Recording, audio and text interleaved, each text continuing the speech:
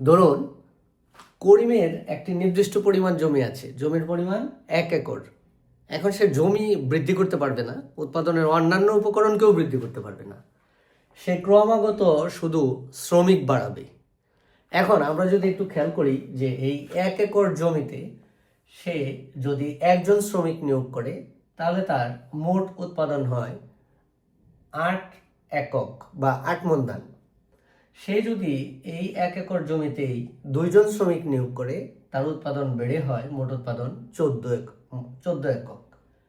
একইভাবে এই জমি স্থির রেখে শ্রমিক 3, 4, 5 জন এভাবে বৃদ্ধি করতে থাকলে তার মোট উৎপাদন বেড়ে হয় যথাক্রমে 18, 20, 20। এক্ষেত্রে যদি আমরা একটু খেয়াল করি, আমরা যদি এখান থেকে প্রান্তিক উৎপাদন বের করি, প্রান্তিক উৎপাদন, তাহলে আমরা খেয়াল করব প্রথম এককে যা মোট তাই প্রান্তিক, পরবর্তী দ্বিতীয় এককের মোট থেকে আমরা যদি পূর্ববর্তী এককের মোট বাদ দেই তাহলে প্রান্তিক উৎপাদন পাওয়া যায়। তাহলে 14 থেকে 8 বাদ দিলে 6, 18 থেকে 14 মাইনাস 4, 20 থেকে 18 মাইনাস 2, 20 থেকে 20 মাইনাস 0। আমরা একটু খেয়াল করি যে আমরা এই নির্দিষ্ট পরিমাণ জমিতে যতই একের পর এক শ্রমিক বৃদ্ধি করছি আমাদের প্রান্তিক উৎপাদন ততই কমে যাচ্ছে, বাড়ছে না, যেহেতু আমরা জমি বৃদ্ধি করতে পারতেছি না। এই যে শ্রমের নিয়োগ বাড়ার সাথে সাথে প্রান্তিক উৎপাদন ক্রমেই হ্রাস পাওয়া বা কমে যাওয়া, এটাকে অধ্যাপক মার্শাল বলেছেন ক্রমহ্রাসমান প্রান্তিক উৎপাদন বিধি। তাহলে উৎপাদনের অন্যান্য উপকরণকে স্থির রেখে একটি নির্দিষ্ট পরিমাণ জমিতে যদি ক্রমাগত শ্রমের নিয়োগ বৃদ্ধি করা হয় তাহলে প্রতি একক শ্রমিক থেকে প্রাপ্ত প্রান্তিক উৎপাদন বা মার্জিনাল ইউটিলিটি ক্রমেই হ্রাস পেতে থাকবে। যেহেতু শ্রমিক বাড়ার সাথে সাথে প্রান্তিক উৎপাদন ক্রমেই হ্রাস পায়, তাই এই বিধিটাকে বলা হয় ক্রমহ্রাসমান প্রান্তিক উৎপাদন বিধি। আমরা যদি এটাকে একটু চিত্রের মাধ্যমে দেখাই তাহলে আমরা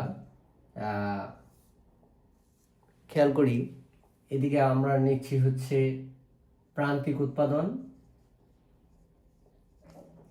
আর এদিকে নিচ্ছি আমরা শ্রম। আমরা একটু দেখি আমাদের শ্রমের পরিমাণ হচ্ছে 5 জন, 1, 2, 3, 4, 5। আর আমাদের প্রান্তিক উৎপাদন সর্বোচ্চ রয়েছে 8, 2, 4, 6, 8। খেয়াল করি 1 একক শ্রমিক নিয়োগের ক্ষেত্রে প্রান্তিক উৎপাদন 8 মণ, 2 একক হলে 6 মণ, 3 একক হলে 4 মণ, 4 একক হলে 2 মণ, 5 একক হলে 0। এখন এই বিন্দুগুলো যোগ করলে আমরা কি পাই? এই যে মার্জিনাল প্রোডাকশন রেখা পাই। এই রেখা বরাবর আমরা যদি একটু খেয়াল করি যে শ্রমিক একজন নিয়োগ করা হলে আমাদের প্রান্তিক উৎপাদন 8 মণ, শ্রমের নিয়োগ বেড়ে 2 একক হলে প্রান্তিক উৎপাদন কমে হয় 6 মণ। একইভাবে শ্রমিক বেড়ে 3, 4, 5 হলে প্রান্তিক উৎপাদন কমে হয় 4, 2, 0। লক্ষ্য করা যায় শ্রমের নিয়োগ যতই বাড়তে থাকে প্রান্তিক উৎপাদন ততই কমতে থাকে। এই যে শ্রমের নিয়োগ বাড়ার সাথে সাথে প্রান্তিক উৎপাদন ক্রমেই কমে যাচ্ছে, এটাকে আমরা বলি ক্রমহ্রাসমান প্রান্তিক উৎপাদন বিধি। এখন এই বিধি কি সবসময় কার্যকর হবে? না, সাধারণত উৎপাদনের শুরুর দিকে এই বিধি কার্যকর নাও হতে পারে। যেমন হয়তো একজন শ্রমিকের পক্ষে এই ভূমি ভালোভাবে চাষ করা সম্ভব হচ্ছিল না, তাই দ্বিতীয় শ্রমিক এসে যখন ভূমি সঠিকভাবে চাষ করলো তখন প্রথম শ্রমিক অপেক্ষা দ্বিতীয় শ্রমিকের উৎপাদন না কমে আরও কি করতে পারে? বেড়ে যেতে পারে। তাহলে বিধি কার্যকর হবে না। আবার খেয়াল করেন, যদি প্রাকৃতিক কারণে জমির উর্বরতা বাড়ে তাহলেও কিন্তু এই বিধি কার্যকর হবে না।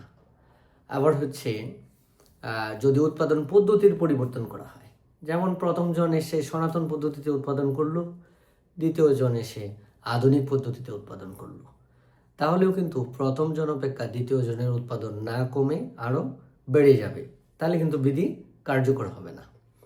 একইভাবে যদি উন্নত জাতের বীজ, সার, কীটনাশক এগুলোর ব্যবহার করা হয়, তাহলেও এই বিধি কার্যকর হবে না। তাহলে এই বিধি কার্যকর না হওয়ার পেছনেও আবার অনেকগুলো কারণ থাকতে পারে। এই কারণগুলোকে যদি আমরা স্থগিত রাখি, কেবল সেই ক্ষেত্রেই আমাদের এই ক্রমহ্রাসমান প্রান্তিক উৎপাদন বিধি বিবেচ্য হবে বা কার্যকর হবে। ধন্যবাদ সবাইকে।